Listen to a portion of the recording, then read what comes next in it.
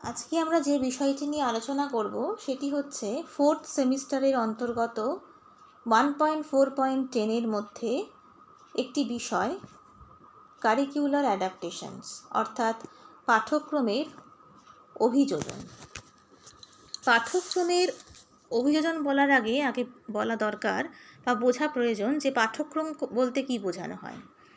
আমরা আগেও জেনেছি যে পাঠ্যক্রম হচ্ছে এমন একটি বিষয় যেটি শুধুমাত্র ক্লাসরুম নয়, যে কোনো স্থানেই মূলত শিক্ষক এবং শিক্ষার্থীর মধ্যে পারস্পরিক জ্ঞান এবং অভিজ্ঞতার যে সমন্বয় সাধন ঘটে তার সামগ্রিক রূপটিই হচ্ছে পাঠ্যক্রম। একটি উত্তম মানের পাঠ্যক্রম মূলত বিভিন্ন প্রকার মূল্যবোধ বা ভ্যালুস এবং জ্ঞান প্রভৃতি গঠন করে, যেটি মূলত কোনো একজন শিক্ষার্থীর জাতীয় এবং আন্তর্জাতিক স্তরে সমস্ত প্রকার সামর্থ্য অর্জনে সহায়ক হয়। যেহেতু বিষয়টি স্পেশাল এডুকেশনস বা ইনক্লুসিভ সেটআপের অন্তর্গত, সে কারণে বলতেই হয় যে এক্ষেত্রে এডুকেশন সিস্টেমটাকে এমনভাবেই গড়ে তুলতে হবে যাতে করে এটি একটি কোয়ালিটি এডুকেশনস হয়। অর্থাৎ শিক্ষা দিলেই হবে না, শিক্ষার্থীদের মধ্যে শিক্ষণ ব্যবস্থাটাকে এমনভাবেই গড়ে তুলতে হবে যাতে তারা গুণগত মানের ক্ষেত্রে সেটা উত্তম মানের হয় এবং সেটা যেন তার সামর্থ্য বজায় থাকে। তো এক্ষেত্রে বলা যেতে পারে যে একটি পাঠ্যক্রম মূলত সামগ্রিকভাবে শিক্ষার বিভিন্ন প্রকার ভ্যালুসগুলো অর্থাৎ মূল্যবোধগুলো, বিশ্বাসগুলো প্রভৃতি বিষয়গুলোকে এডুকেশনস বা শিক্ষার অন্তর্ভুক্ত প্রভৃতি বিষয়গুলোকে গড়ে তোলে এবং শিক্ষার্থীদেরকে কোনো একটি সোসাইটি বা কোনো একটি সমাজের একজন আদর্শ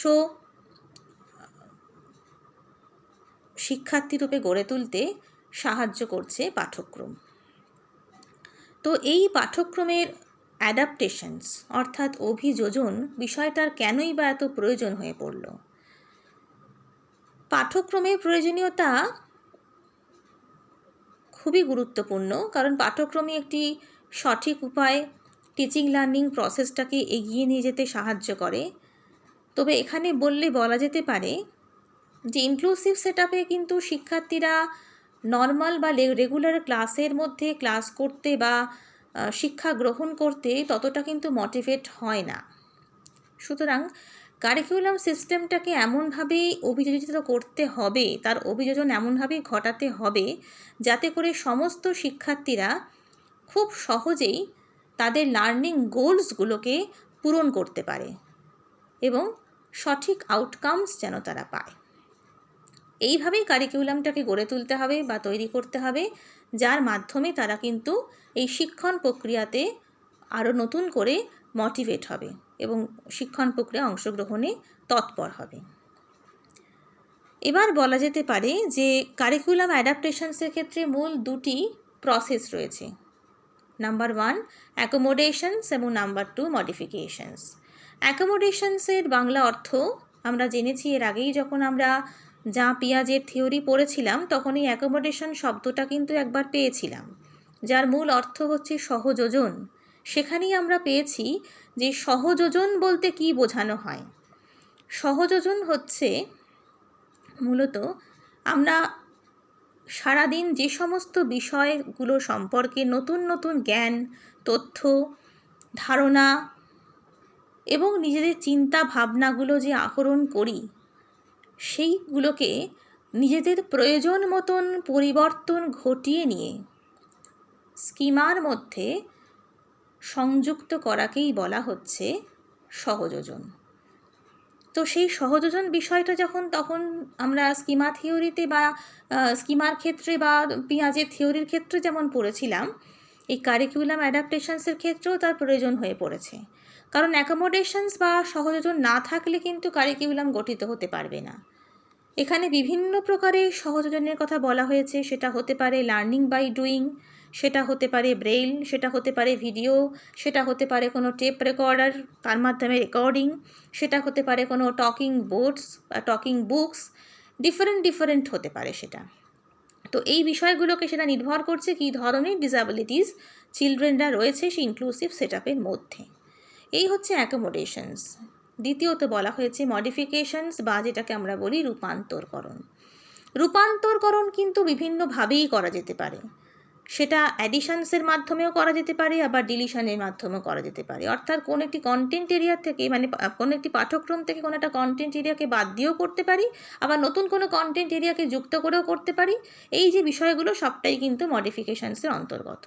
তো কারিকুলাম অ্যাডাপ্টেশনসের মধ্যে মেইন যে দুটো প্রসেসের কথা আমরা বললাম, অ্যাকোমোডেশনস এবং মডিফিকেশন, সেটা সমর্থ করতে গেলে মূলত কয়েকটা স্টেপসের প্রয়োজনীয়তা আছে।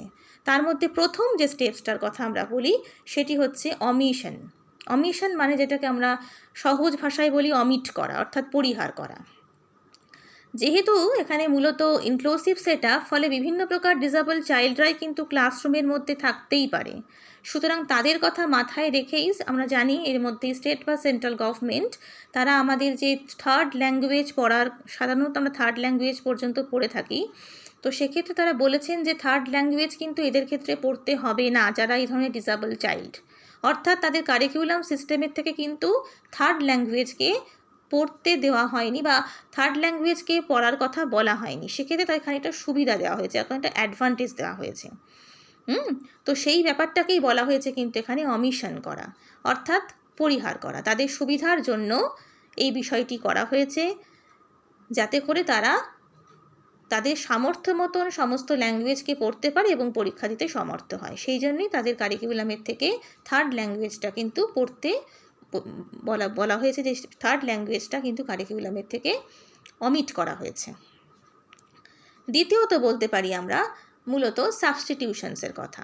সাবস্টিটিউশনস বলতে কি বোঝানো হয়েছে? সাবস্টিটিউশনস বলতে মূলত যেটা বোঝানো হয় সেটা হচ্ছে একে অপরের সাবস্টিটিউট, অর্থাৎ যেটাকে পরিবর্ত বলা হয়। যেমন ধরা যেতে পারে যারা হচ্ছে ভিজুয়ালি ইম্পায়ার্ড যারা, তাদের ক্ষেত্রে আমরা লিখিত সামগ্রীর পরিবর্ত সামগ্রী হিসেবে ব্রেল দেওয়া হচ্ছে। তার মানে একটার পরিবর্তে একটা। কথার কথা যদি আমরা বলি যে হচ্ছে হয়তো ডেফ অ্যান্ড ডাফ, এই ধরনের যারা কিন্তু ডিসএবিলিটি নিয়ে রয়েছে, তাদের ক্ষেত্রে কিন্তু মিউজিকটা কিন্তু খুবই সমস্যার বিষয়। সুতরাং মিউজিকের ক্ষেত্র থেকে তাকে হয়তো সেক্ষেত্রে তাকে মিউজিকটা পরিহার করে দেখা গেল কন্টেন্ট এরিয়ার অন্য কোনো একটা অ্যাক্টিভিটি তাকে দিয়ে করানো হলো, যেটা তার পক্ষে কিন্তু সুবিধাদায়ক হবে। এটাকেই বলা হয়েছে কিন্তু মূলত সাবস্টিটিউশনস। আরেকটি যে বিষয়ের কথা আমরা বলি সেটাকে বলা হয়েছে কিন্তু এক্সপ্যানশন। এক্সপ্যানশন বলতে ইলাবোরেটলি কোনো কিছু বোঝানো। যেমন আমরা বলি ইন্টেলেকচুয়াল যারা হচ্ছে কিন্তু ডিসএবিলিটিস, এই ধরনের ডিসএবিলিটিসের ক্ষেত্রে কিন্তু, বা যেটাকে মেন্টাল রিটার্ডেশনসের কথা আমরা যদি বলি, হ্যাঁ, এই বৌদ্ধিকের ক্ষেত্রে যে সমস্যাযুক্ত যারা রয়েছে, সেক্ষেত্রে যেহেতু আইকিউ লেভেলটা অনেকের ক্ষেত্রে অনেকটাই কম থাকে বলে খুব কম কথায় বা খুব একটিমাত্র ক্লাসে নির্দিষ্ট সময়সীমার মধ্যে তাদেরকে কিন্তু বোঝানো সম্ভবপর নয়। সেক্ষেত্রে কিন্তু যে কোনো একটা বিষয়কে শুধুমাত্র লিখিতভাবে ব্ল্যাকবোর্ডে বুঝিয়ে দিলেই কিন্তু তারা বুঝতে পারে না।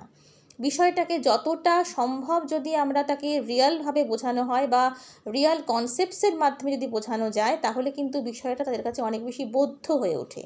যেমন যদি বলি কোনো একটা সামস বোঝানো হচ্ছে, তাহলে সামসটা কিন্তু শুধুমাত্র বোর্ডে লিখে দিলেই যে তারা বুঝবে তা কিন্তু নয়। সেটাকে যদি আমরা মানি, ব্যাপারটাকে যদি আমরা অনেক বেশি শপিং এক্সপেরিয়েন্সের থেকে বোঝাই, অনেক বেশি ভালো বুঝবে। এটাও আমরা দেখেছি। যেমন তাদেরকে সোশ্যাল যেটাকে আমরা বলি হচ্ছে স্টোরি কার্ড বা স্টোরি টেলিং কার্ড, যেখানে সোশ্যাল যে সমস্ত কাজকর্মগুলো আছে সেগুলো বোঝানোর জন্য। অর্থাৎ তারা সকাল থেকে উঠে সঠিকভাবে দাঁত মাজা বা জামাকাপড় সঠিকভাবে পরিধান করা, সঠিক সময় খাওয়া, স্নান করা, এই যে বিষয়গুলো যাদের আইকিউ লেভেলটা একেবারেই কম, তাদেরকে এই জিনিসগুলো বোঝানোর জন্য কিন্তু আমরা এই ধরনের সোশ্যাল স্টোরি কার্ডটা কিন্তু ইউজ করতে পারি। সুতরাং এই যে বিষয়গুলোর মাধ্যমে তাদেরকে আমরা যতটা সম্ভব কারিকুলামের মধ্যে নিয়ে আসতে পারি, এই বিষয়টির মাধ্যমে কারিকুলাম অ্যাডাপ্টেশন ব্যাপারটা আমরা বোঝাতে পারি। এক্ষেত্রে আরেকটি বিষয় খুব গুরুত্বপূর্ণ, এই সিস্টেমসগুলো তার মানে আমরা দেখতেই পেলাম যে কারিকুলাম অ্যাডাপ্টেশনসের ক্ষেত্রে মেইন দুটো প্রসেস, একটি হচ্ছে অ্যাকোমোডেশনস, একটি হচ্ছে মডিফিকেশনস। তার মধ্যে স্টেপসগুলো পেলাম অমিশন, সাবস্টিটিউশনস এবং এক্সপেনশনস। এবার যেটা বলবো সেটা হচ্ছে টাইম অ্যালোকেশন। টাইম অ্যালোকেশনটা কিন্তু এক্ষেত্রে খুব গুরুত্বপূর্ণ, তার কারণ মূলত এটা আমরা জানি যে সময়ের মধ্যে সব কিছু শেষ করতে হচ্ছে, কারণ সামেটিভ বা ফর্মেটিভ যে সমস্ত এক্সামিনেশনসগুলো আছে সেটা সঠিক সময়ে নেওয়ার জন্য। কিন্তু এই ধরনের দেখা যাচ্ছে ডিসেবলদের ক্ষেত্রে এটা খুব সমস্যা হয়ে যায়, কারণ তাদের নিজেদের ক্ষেত্রে কিছুটা সময় বেশি লাগে। এর কারণে অলরেডি কিন্তু সমস্ত রকম বোর্ড এক্সামস পরীক্ষাতে আমরা দেখেছি, ক্লাস 10 বা 12-এর ক্ষেত্রে পর্যন্তও দেখেছি যে বিশেষ করে যারা ভিজুয়ালি ইম্পায়ার্ড বা যারা হচ্ছে মেন্টাল রিটার্ডেড স্টুডেন্টস, তাদের ক্ষেত্রে কিন্তু 30 মিনিট সময় কিন্তু বেশি অ্যালট করা থাকে। এইটার জন্যই থাকে যাতে করে তারা সেই সময়টার মাধ্যমে তারা তাদের সমস্ত রকম কারিকুলামের অন্তর্গত সমস্ত কার্যকলাপগুলো সঠিকভাবে কিন্তু সমাপ্ত করতে পারে। তো সেইভাবে আমরা কারিকুলাম অ্যাডাপ্টেশনস কিন্তু করতে পারি।